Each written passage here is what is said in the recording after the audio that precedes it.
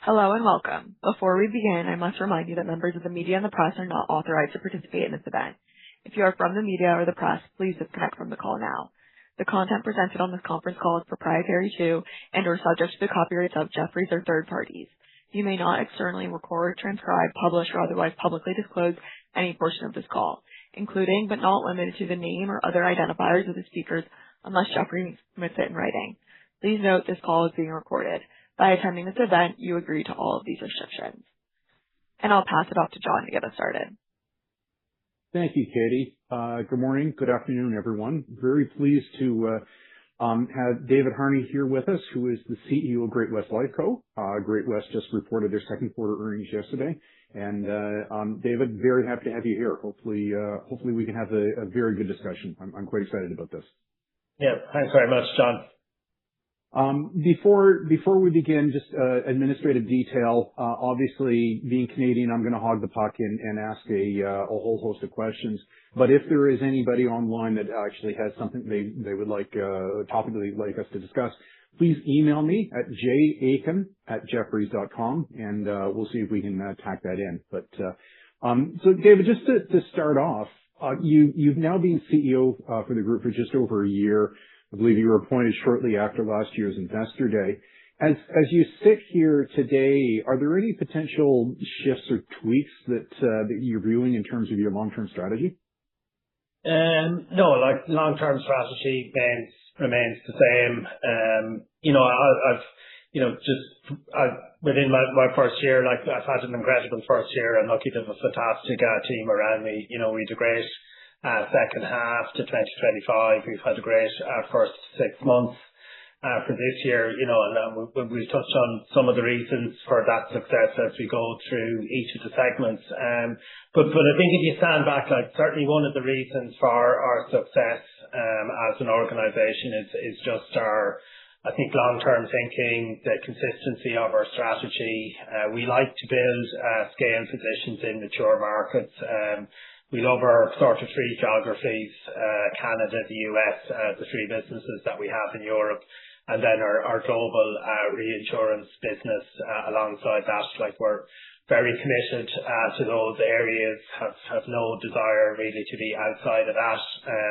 Very committed to the sort of product lines and markets within those geographies. There's fantastic tailwinds behind retirement insurance, wealth. And, I think when you look at our overall portfolio, there's sort of no sort of product line or area that we're in that we don't want to be in.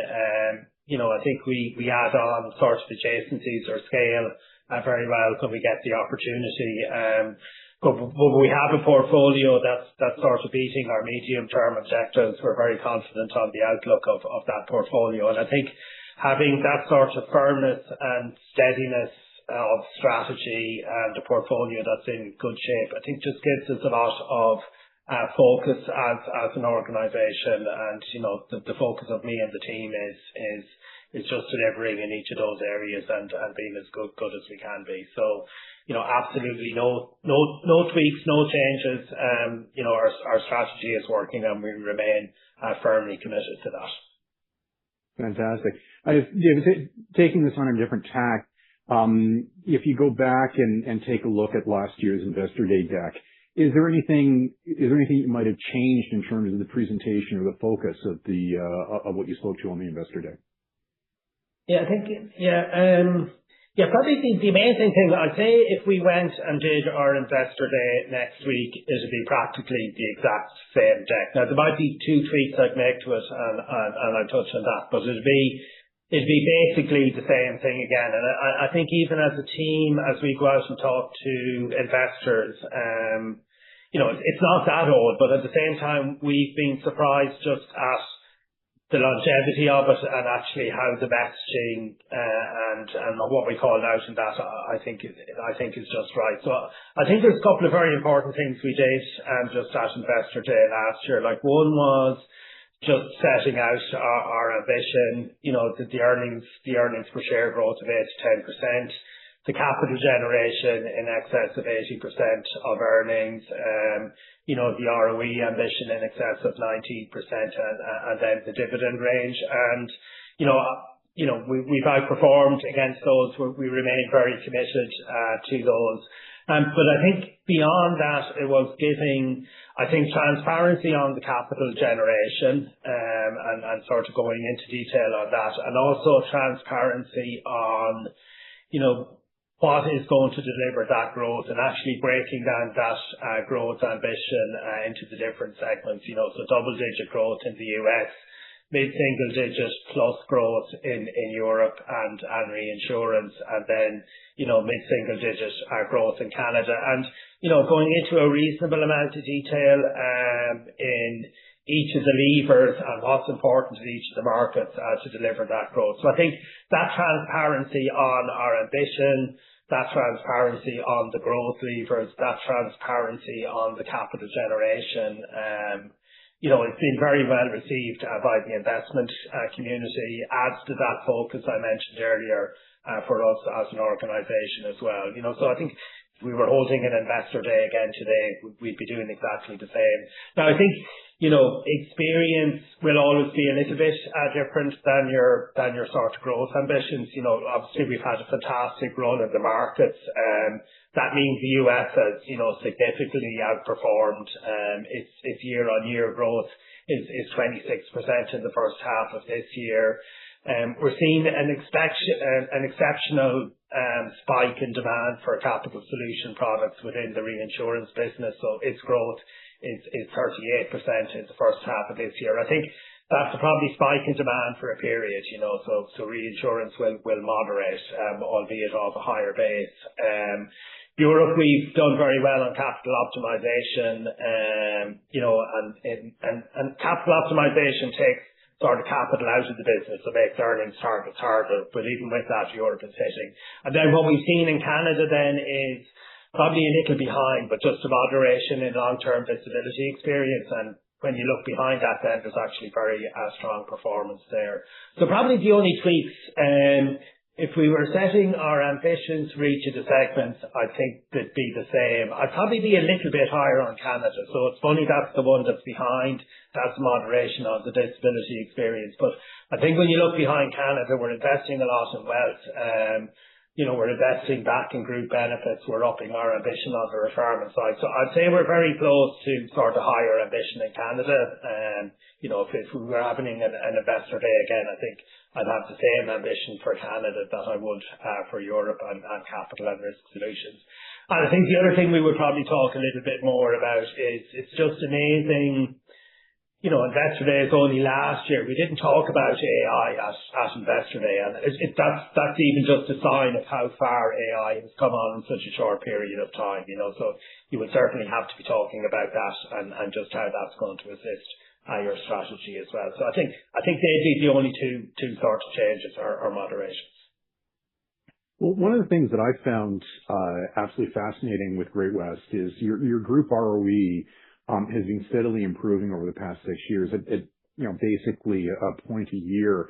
And, what do you attribute the key drivers to this performance? And, is there at some point a natural ceiling for your ROE, or, should we, it's not obviously not going to go to 100%, but, at what point does the improvement start to level off? Yeah, that has been a fantastic success story. There's a few different reasons for that. The primary reason is the sort of higher growth of the capital light businesses. So that probably drives 80% of the improvement. And even at Investor Day last year, I think our ROE was 17.5%. We said we expected that to grow to over 19%. It's 19.3% now, just at the end of Q2. I suppose if you go back, we made large investments, obviously, in the US through the acquisition of the JP Morgan book going back, then Prudential and MassMutual, and also the add-in of Personal Capital. They were big investments, but they've paid off hugely. Ed and the team have done an incredible job in just integrating all of those businesses and building an at-scale platform that is very good at what it does. So, and it's sort of that has driven the higher growth in the capital light businesses. And then, just the success of that investment is actually what's driving the ROE. So probably, 80% of the ROE expansion is coming from the higher growth of the capital light businesses, largely on the back of successful investments in the US, but also wealth businesses and retirement businesses performing well in Canada and Europe. There's been a little bit of add-on, just through optimization. Like we talk a lot about just the importance of managing your capital well and capital generation and, optimization work. We even touched on that again in Q2, just on the success in Europe. Like as John explained on the call, like we're probably 2/3 of our way through the optimization program. So the boost we've got for that probably moderates a little bit. There's still a little bit more there. But there isn't a natural ceiling. Like our capital light businesses will continue to grow faster than our capital supported businesses. And, if we continue to grow our overall earnings in line with our medium term objectives, and a higher portion of that growth is coming from our capital light businesses, ROE will continue to grow. And really what we focus on as an organization, there's lots of different targets there, but if we deliver on earnings growth and we deliver on capital generation target, everything else looks after itself. Well, since it's largely structural, I guess the flip side to that is, do you see any headwinds to profitability, either, in terms of macro or anything regulatory or structural that could be coming down the pipeline that we're not aware of? No, look, obviously as an organization, our earnings are linked to the performance of the markets, like particularly, like obviously our wealth and retirement businesses, a high portion of the revenue there is related to the market. So, if there was a setback in markets, that would be a setback in our earnings, the same way that, the sort of run on the markets has meant we've outperformed those objectives.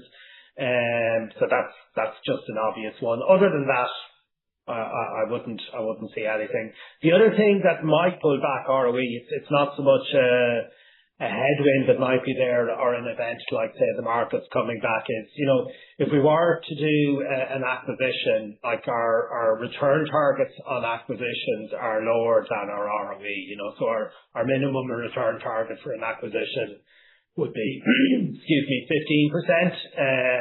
Now that would be if we have practically 100% confidence on execution. It would need to be north of 15. If you were less confident on execution, but even then our sort of toleration for not being confident on execution is very low. But if you had an acquisition where you were hitting 15, 16, 17% return, that would be a pullback on ROE for a period. So they're probably the only two things. Fantastic. And then, David, in your role as CEO, what is the board looking at in terms of your own particular KPIs? And is that any different than what your predecessor faced? No, it's the same. Like the structure of sort of my compensation measurement, it's practically it's very similar to what Paul has. So we've a balanced scorecard approach. As I mentioned, like probably the two key metrics for investors are the earnings growth and the capital generation. If you do those well, everything else looks after itself. Now what you need behind those to do those well is, obviously expense efficiency is important. Delivering for your customers is hugely important. Like you cannot have good positions in your markets and grow your earnings if you're not delivering for your customers. That's your ultimate job. And then there'll always be sort of strategic areas that are important for growth. So it's a balanced scorecard over those areas. And David, you brought up earlier AI and how it really has changed everything and wasn't really on the top of the list just over a year ago. how are you deploying it across the group? What changes are you seeing this in terms of operations? And I guess specifically, is this having any impact on the distribution channels? Yes, it's amazing just how embedded AI has become in the organization. And obviously there's been sort of machine learning capability that would have been used more on the actuarial side for over a decade now. But I really mean just the generative AI capability and just how quickly that has entered into the organization. And I'd say we're probably at the start of a 5-year transformation that we're going to see in the business. But sort of where we're seeing it is in many different areas, but just I'd say on the customer service side first, very much in the call centers, either AI itself taking calls and dealing with calls or assisting agents in dealing with calls, either in preparation, in monitoring calls, in summarization, or even AI itself now starting to take a number of those calls. And I think that's just going to continue to grow just as capabilities improve. The other area that's very linked to that then is obviously when customers are ringing into call centers or contacting us, they're looking for something to be done. So there's sort of operations and processes that happen behind those requests, whether it's onboarding new customers or paying claims or changing member details or increasing contributions, moving funds. So again, agentic AI is increasingly being used to automate those processes and improve the sort of speed and turnaround times at which we can implement those. Obviously AI is incredible now when it comes to coding and programming. So, our technology teams are using it just on software development. So that sort of life cycle is being transformed, and the amount of throughput that we're getting there is growing and increasing all the time. The other area then, maybe your investor community wouldn't appreciate it, but anyone working in the industry would, is, sort of insurance and banking, we're organizations that have existed for a long time. We all have legacy systems. We've all run sort of large scale projects to modernize and upgrade our infrastructure. I think we all have painful war stories on modernization of legacy infrastructure that has happened. AI is just incredible on that, and just the way that it can go in behind those legacy systems and understand how it interacts with all of the plumbing. So, even behind the scenes, just what it can do and how it can help us modernize and streamline our systems is incredible as well.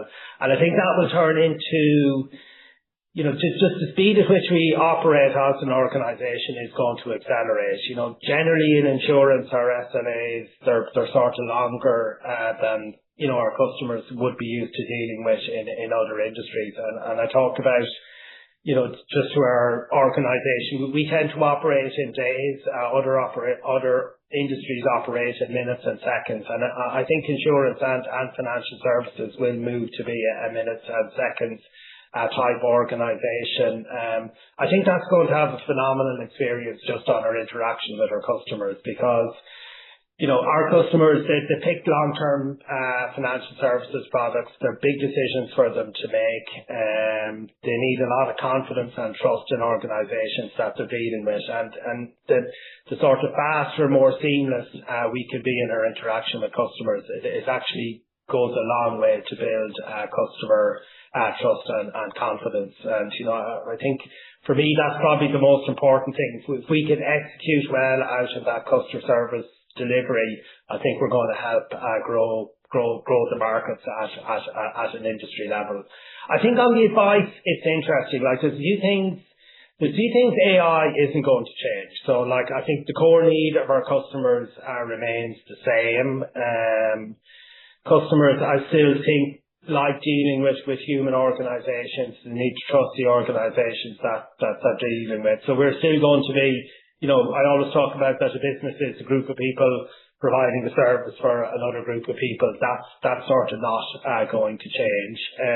But it is interesting, will AI sort of play a bigger role in maybe advice and distribution? We're certainly seeing that customers are doing more research themselves before they come and talk to us, and that's actually a very positive thing for us, because the more customers feel educated themselves and confident themselves, it's much easier for us to help them with the products that they have. So, I still think at the end of the day, customers will want a very dominant human interaction with organizations, but AI will play a much bigger part of it. Very good. Thank you. And we've seen some Canadian financials actually put targets out for the benefits that they're expecting to accrue from AI.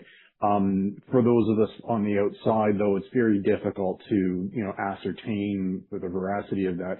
How do you and your management team think about the benefits, or trying to quantify the benefits? Because I don't believe the Great-West actually has a target that you've got to put it publicly. No, we haven't put a target out, and it's something we've debated a lot. I think the benefits I've seen put out by other organisations, I think they're broadly right. Actually, I think even in time, like obviously everything depends on time, but I think in time actually those benefits will be outperformed and greatly outperformed. So I think that the benefits that people have put out now are reasonable, and I think there's a similar quantum of benefit that I can certainly see within Great-West. I think the real question for me, though, and probably why we haven't put out a benefits target, is it's probably the timeline of the benefits. There's also investment required for those benefits, and it's what's the scale of the investment. And then ultimately, as well, as you secure those benefits, and maybe on the back of investments that are required for the benefits, how much of this goes back to customers as well? So for me, the real question is, it's easy to put out a benefits number, but the real question is, well, David, are you upping your medium-term objectives? Are you saying your earnings per share, which are already very confident are going to grow at 8 to 10% per annum over the medium term? Are you saying now that they're going to grow at a higher number than that? And I think my aspiration, or sort of our belief as an organisation, is AI is going to transform our business over the next 5 years. I think is the time frame. That is going to take investment within the business. I think we will repay that investment certainly within the 5-year period. And then really how successful we are sort of post that period and repayment of that investment is how good a job we do relative to our competitors. But I probably expect in time a lot of this benefit to go back to customers, and that's where it should go. The price points of all of our products will reduce as we generate these efficiencies. We operate in competitive markets, so these benefits should go back to customers. So what I see is, certainly like increased confidence probably on hitting our medium-term objectives. I think they're still the right medium-term objectives for us, but we will actually probably hit those in a more transformative way and a greater improvement of customer experience than we might have imagined before. And I think that just positions us and probably the whole industry in a sort of stronger way in the subsequent periods. David, we've seen some very strong growth in capital and risk solutions over the last 12 months, and given that you had a leadership position there, do you think that your familiarity with this business makes the overall group a little more comfortable with the risk profile of the segment? Well, certainly my familiarity with the business does make me very sort of comfortable with CRS and the sort of risk position of the business and its share of our portfolio. But I wouldn't characterise that as a change in any way. Like that's exactly how sort of Paul felt about the business before me, and is in line with how the overall group and the board feels about the business as well. So really, the success that you're seeing in CRS now, I'd characterise as continuity rather than any change in view. Like we have an incredible team there running that business that has just fantastic tenure. Like Jeff has been there for practically all of his career. All of his team around him have been there for a very long time. So it's a very stable team. Sort of all of the gating, underwriting, review processes that are there in the business are exactly as was there before. We obviously have an executive review committee. Obviously, myself and John are sort of new onto that committee, replacing Paul and Gary that were there beforehand. But that broader team is exactly as it was before. The board then that reviews transactions as well. We have a reinsurance committee of the board. That's the same committee that's been there for a long time. And even Gary Nicholas, who was Group CFO, has sort of joined on that review committee as well. So, and then the sort of other amazing thing is, like obviously we've seen a huge sort of spike in demand for capital solution businesses, but the biggest spike in demand we've seen are for products that we've been actually selling for over a decade, and some of them actually for 2 decades. So these are not sort of new products that we brought to the market or an increase in sort of appetite that wasn't there before. Like the core demand is for products that we're very familiar with and we've been offering to the market for a long period of time. And really there's a number of reasons why we're just seeing that increase in demand for the product. Some of it is driven by regulatory changes. That would be more the case in Europe and Asia. And some of it is driven then just by growth in the underlying insurance markets. And that's particularly the case in the US, and say, that the health insurance industry in the US has seen huge growth over the last number of years, and that drives capital demand.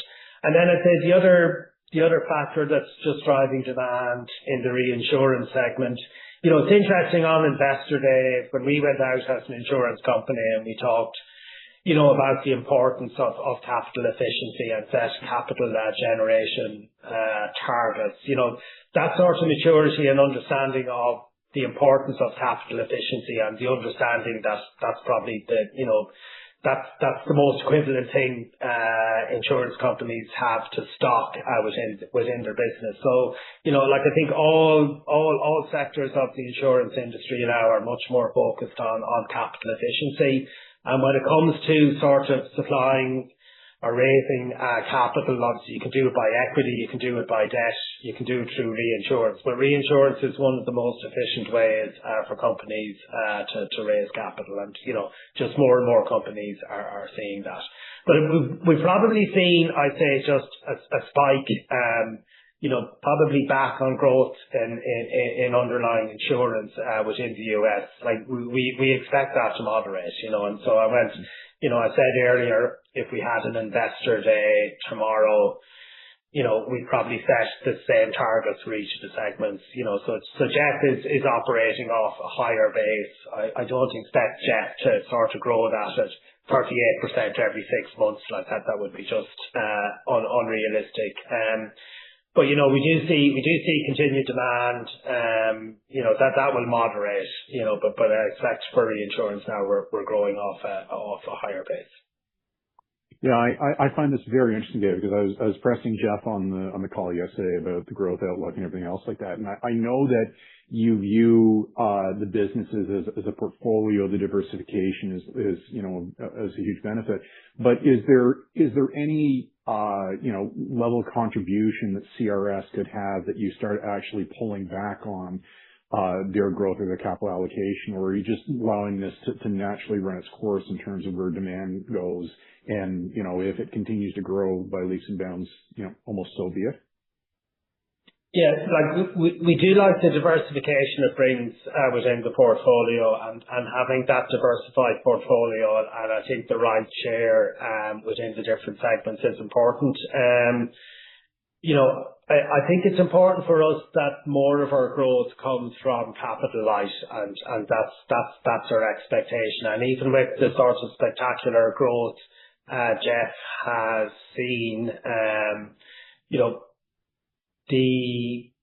that hasn't sort of displaced that growth. Like our capitalized earnings in 26 will be similar to 25, but the path going forward is higher on the capitalized earnings. And maybe if you look at our expectation, I think reinsurance earnings were 19% maybe of earnings in 2025.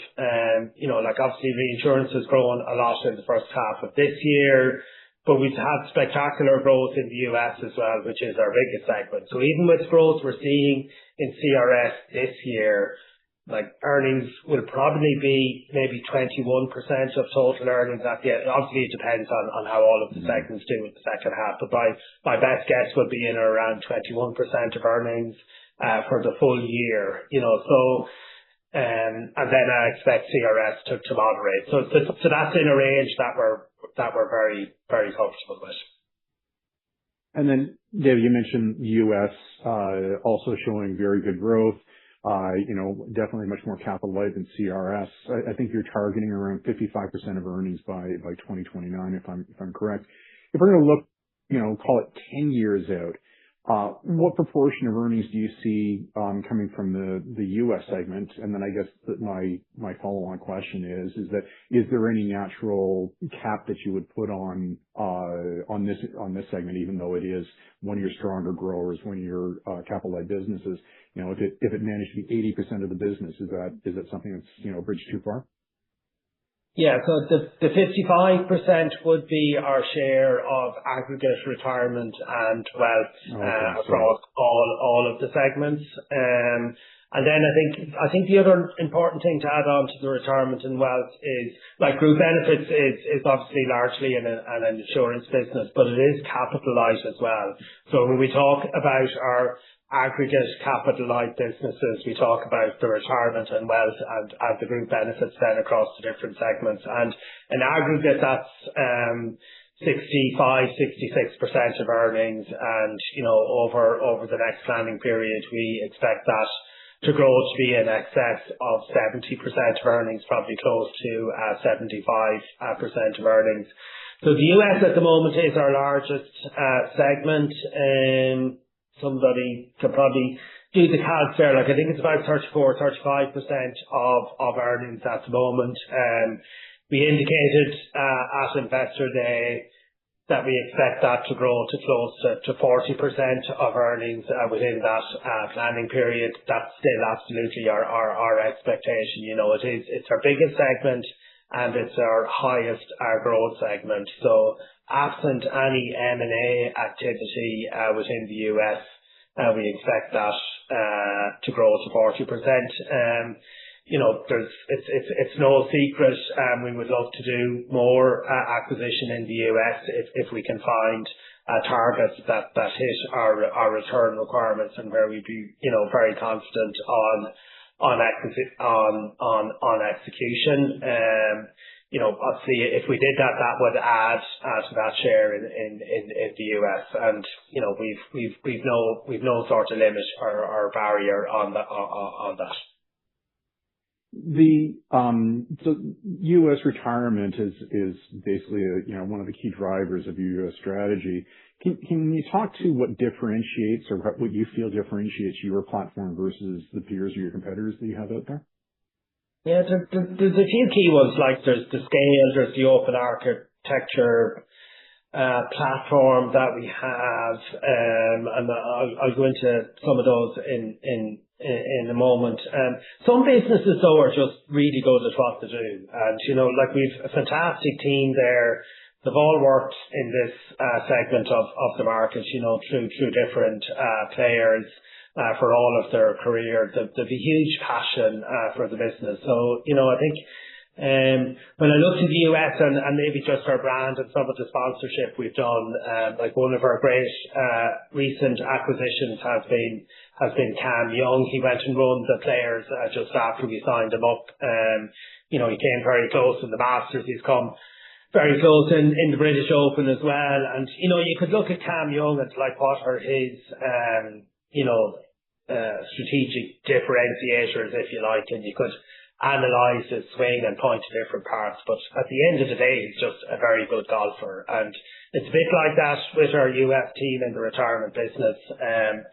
They do have very specific advantages, but it is just a fantastic team that is very good at what it does. And, just some of the statistics on that. And, this is before we even talk about the build out of the wealth business and how important it is, and the advantage of having a wealth business that's so adjacent to the workplace business. But I'm just talking about the workplace retirement business here first.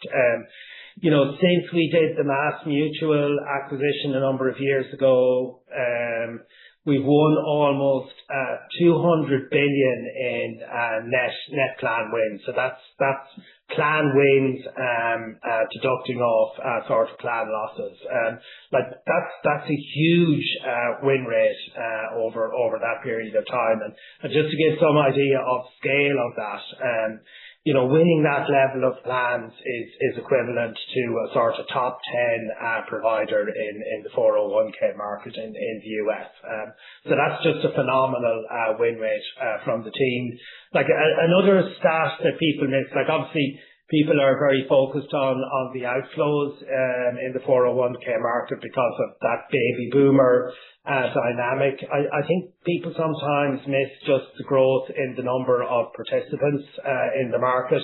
Like even in the last 12 months, and this is where we haven't done any M&A, like our number of participants in the retirement side has grown from 18.5 million to 19.5. Like, so we've, just added 1 million customers organically in a 12-month period. Like that's just phenomenal.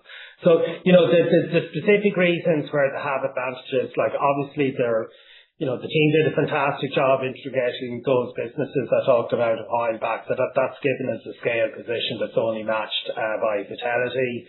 The big advantage we have versus Fidelity is we have an open architecture platform. We're not trying to bring any sort of our own investment product. Plan sponsors just love that openness, and it gives them a lot of sort of independence and freedom on the products that they can put on the platform. I think within the platform, then specific areas that we have, like our managed accounts, the incredible job we've done on sort of bringing private markets to 401k members, they're sort of unique things we have. And then increasingly we're building out a sort of broad product set as well, like the add-on of option tracks, the recent add-on of Milliman. We have, the healthcare savings account, we have the educational accounts, so all of those things are broadening out the product base as well. So all of these things sort of help us win in the market. But I think the real thing when this team goes in and pitches for business and wins business, it's their passion to go in and educate employees, educate them on how much they need to be saving for retirement, educating them on the diversification of the investment portfolios that they need for safe accumulation of assets. That just comes through when we pitch for business, and that's, I'd say for me, that's the key reason why we win business. And what's the outlook for margins on this part of the business? Is there significant price competition out there because of the dynamics of the industry?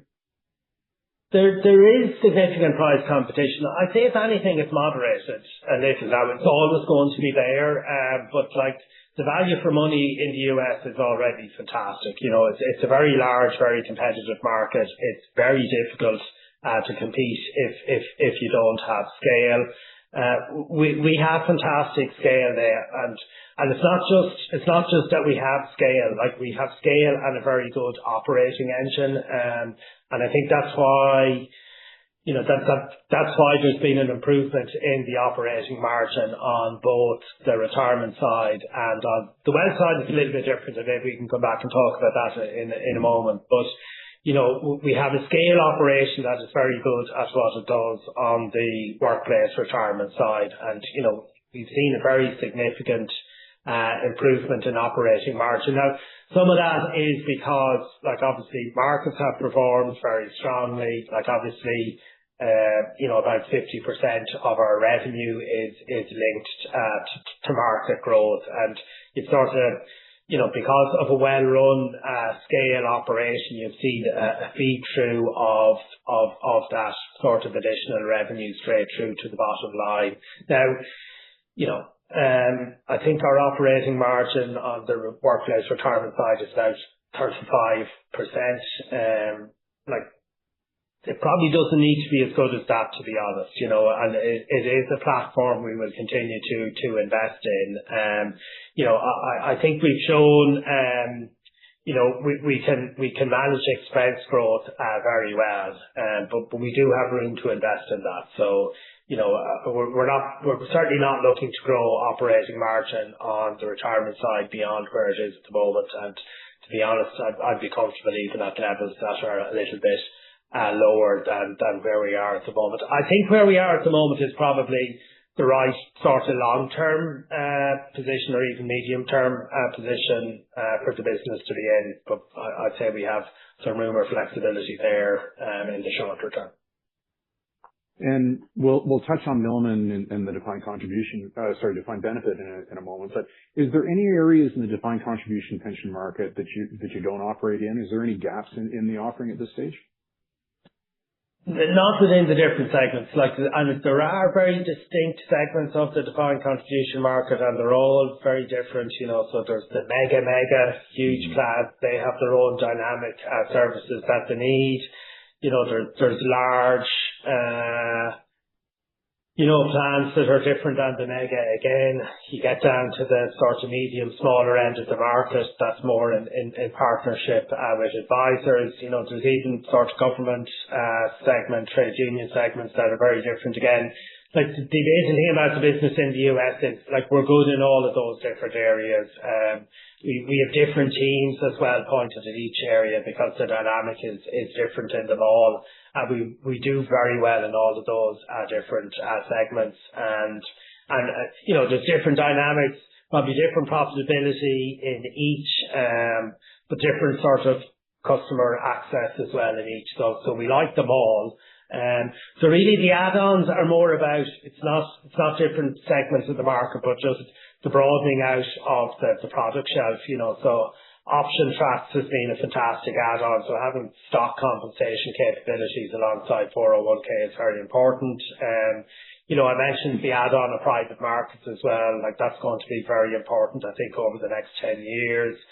Additional sort of areas that sit alongside, not within your 401k plan, but sit alongside it, like healthcare savings accounts, education savings accounts, even sort of broader individual sort of ISA brokerage type accounts. All of those are important, and we continue to invest in those capabilities.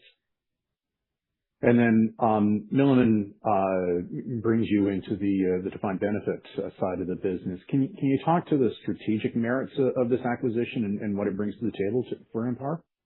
Yeah, it adds some scale. It adds a great team and capability as well. We really like the Milliman team and the people that we're bringing in, and I think they'll do fantastically well in the overall organisation. The scale it adds sort of 1.5 million participants. That's split about 50-50 between defined contribution and defined benefit. It adds 130 billion in client assets. The majority of that is defined benefit. It's about 80 billion defined benefit and 50 billion defined contribution. But the real thing it adds is just go-to-market capability. If you look at the Fortune 500 companies, I think it's maybe up to about 15% of those companies have both defined benefit and defined contribution. Obviously their go forward pension arrangements are defined contribution, but a very significant number of large companies have legacy defined benefit arrangements as well. And increasingly what we've seen in the market is an appetite when people are looking to pick their retirement provider, is to pick a provider that can handle obviously both the defined contribution side, but also where it exists and those defined benefit arrangements. So I think it's just, as I said, we've had a fantastic win rate in the market over the last 5 years or so, but this sort of broadens or widens our sort of go-to market offering, and I think it's going to just strengthen that win rate. And outside of the exposure to defined benefit, did Milliman's platform give you any incremental capabilities or technology that Empower didn't have before? Well, obviously that they have their own platform behind that defined benefit administration. We were doing some defined benefit administration ourselves, through partners rather than sort of our own in-house capability. So now we will have that capability and we will transfer existing arrangements over to that. That platform is very, very good and very, very strong. They also have some technology then just on benefit administration side. That's a much sort of smaller amount. And, I think that's an area we will continue to look at. We'd love to add capability there. That may require sort of further add-ons or might require sort of more investment in the capability that we have there through this acquisition. But the main technology capability we're getting is that defined benefit administration platform, and then just the team that come with it as well. Like, this is obviously a sort of very specialist service area, and we're getting a fantastic team of people with that as well. And then David, moving on to the wealth platform in the U.S., again, similar to what I was talking about on that, what differentiates your platform versus peers? I mean, what's your competitive advantage or go-to-market strategy? Yeah, look, again, there's specific things that you could pick out, like our sort of personalized sort of hybrid model, the value for money that we have, the different sort of products and fund options that are there behind, our service delivery NPS is just fantastic. But I think the core strategic advantage is the closeness of the wealth business to the retirement workplace business, and that just gives us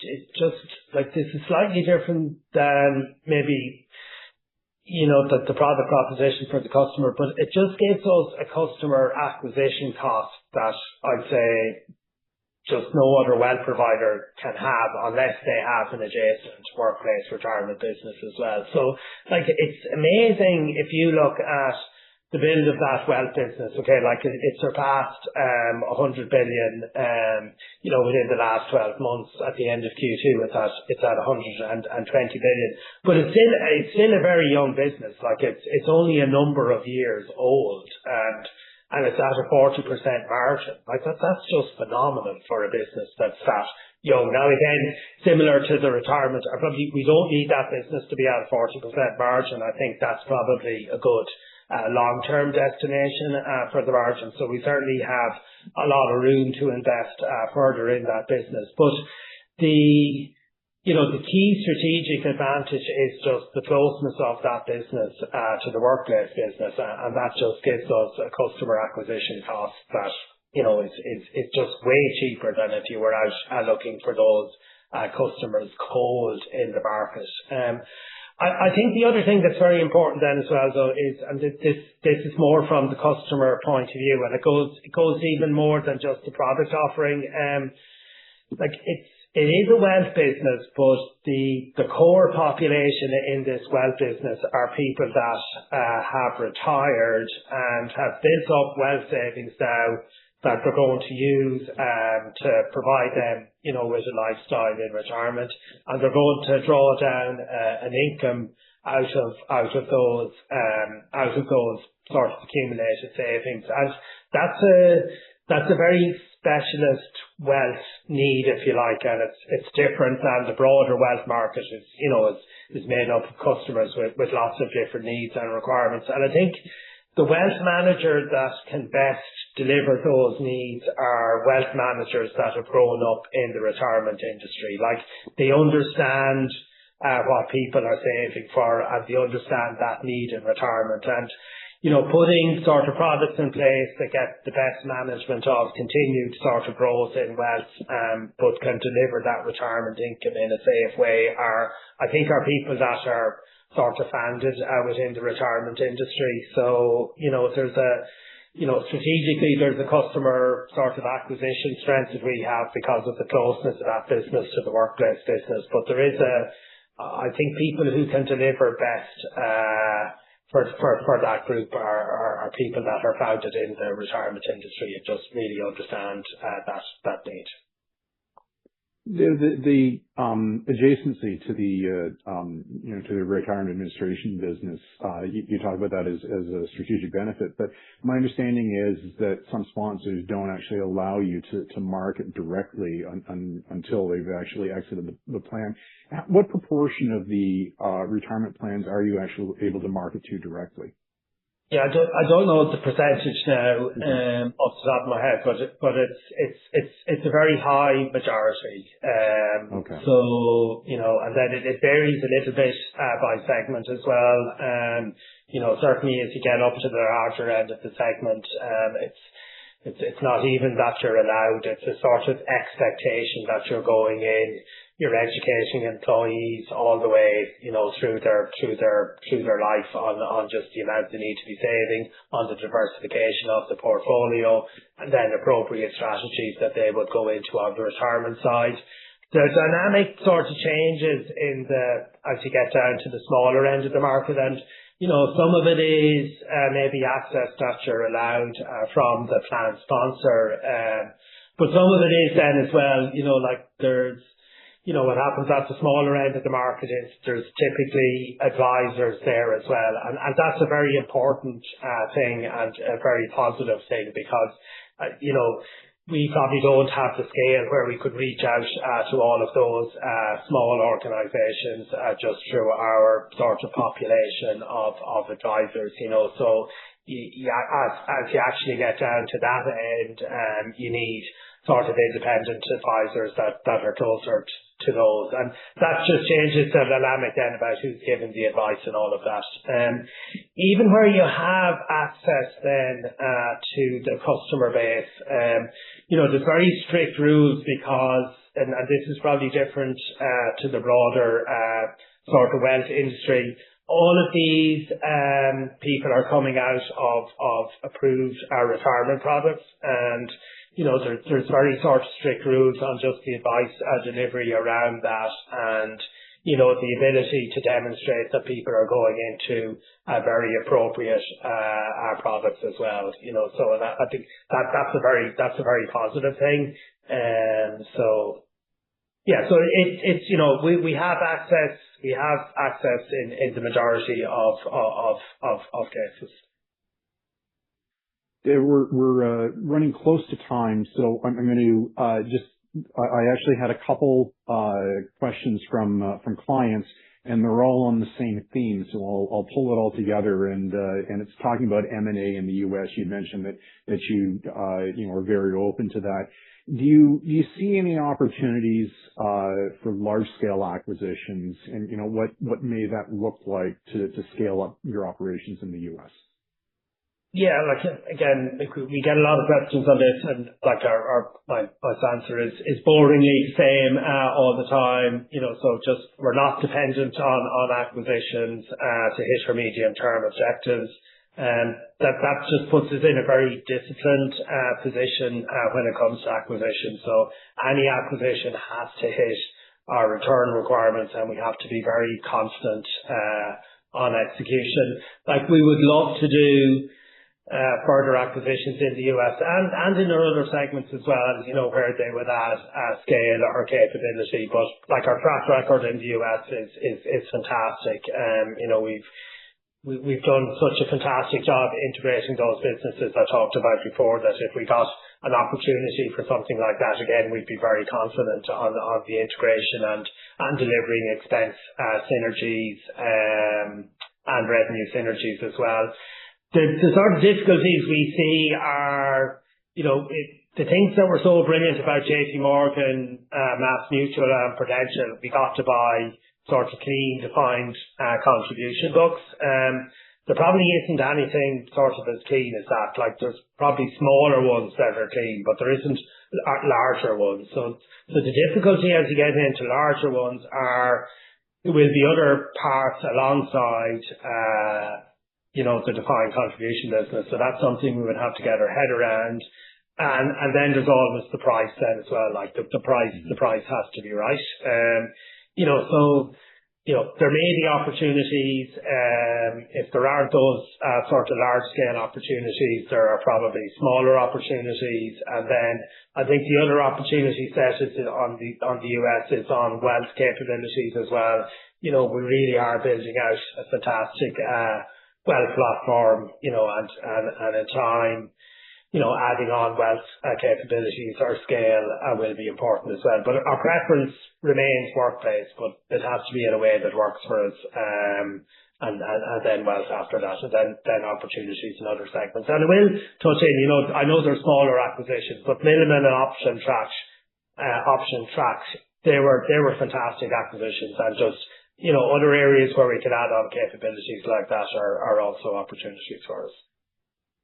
So David, just to make sure I put a fine point on it for myself, that if there were opportunities that had other operations, that doesn't necessarily preclude you, but you just got to make sure that that's not going to impede the IRR. If that's exactly, yeah, it doesn't preclude, it doesn't rule them out. It obviously makes them more difficult and not as clean as easier as previous ones, so it makes the consideration a little bit more difficult, but it doesn't rule them out. Well, David, you've been more than generous with your time. Really appreciate it. That was a great dive into the strategy of the operations.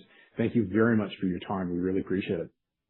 Yeah, a pleasure. And thanks for supplying the fire behind as well. And I think there's there behind me that some people will see in the office. So we were true to our fireside chat, John.